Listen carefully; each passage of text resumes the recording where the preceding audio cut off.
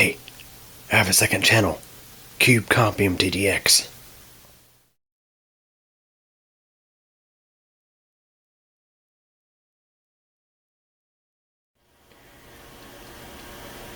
Hey everybody, in this video I'm going to give you one reason why offline installers are so much better than these software installers these days that always have to connect to the internet to download a driver or a bigger software package.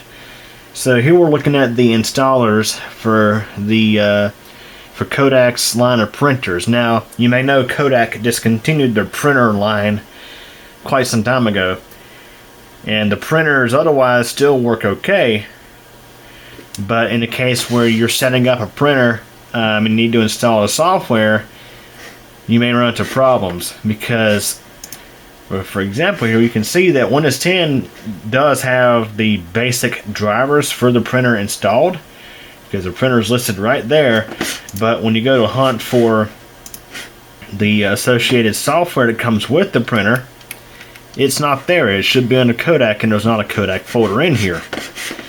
So when you go to run this installer, you can see it's only like, roughly maybe about 8-10 megabytes or so.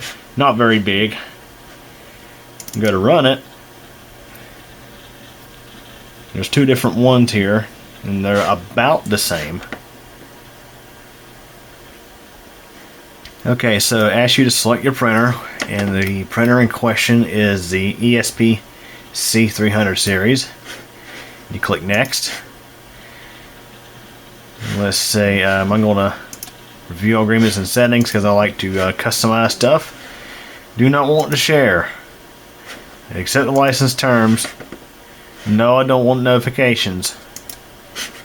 Then you select next. It gives you the option to choose your program install path, and of course the software options will leave that default. Do not wish to register. No, don't want notifications. Watch here. Something is wrong with your network. Please check network settings and try again. My network is fine. It's not my network. It's the fact that Kodak has taken offline their servers that have the rest of the installation packages that this installer here relies on.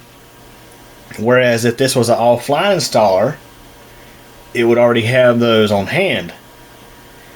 And trust me, I've already looked up online how to work around this. So for example, when you visit Kodak's website, you can see that they have completely washed their hands clean of these all-in-one printers.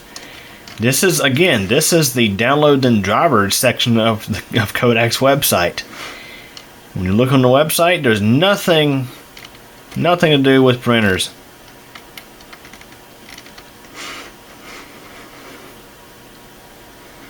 So for example, you have like digital printing products, which it all has to do with photo printing.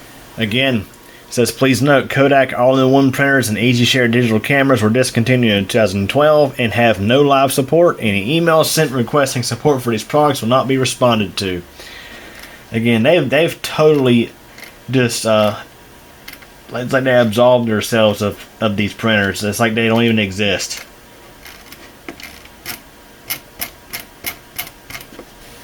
So the crazy thing is, when I'm looking up online at this error message, a lot of people are saying, oh, it's your network issue, it's your network causing problems, it's your firewall, blah blah blah. But truth is, in earlier builds on Windows 10, well actually I can't say earlier builds on Windows 10, I should just say several years back, like 2016 roughly, I could easily install this software no problem.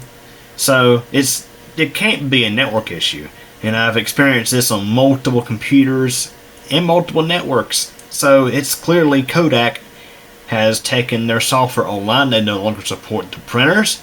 They completely wiped their hands of Kodak printers. And this is again why I do not like, or I should say, I hate these installers that depend on a online server to do their thing. Like, what's so difficult about downloading the software, everything you need right away, and then checking for updates during the installation, and if there's nothing available, then install it with what you have. You shouldn't actually just rely on the online server 100%, because let's say if you don't have internet access, or if for some reason the software vendor discontinues the product, then you're kind of just left out in the cold.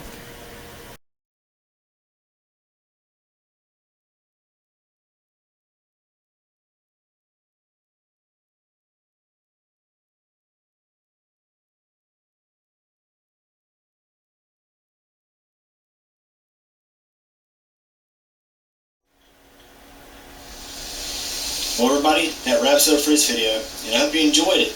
If you did, please like the video.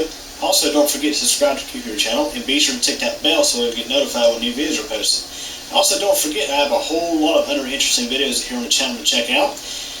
And also, in addition, I have a second channel, CubeCompMTDX, where I have all sorts of other videos not exactly related to technology. Links to the channels are available at the end of this video. Again, I thank you for your support, and thanks for watching this video.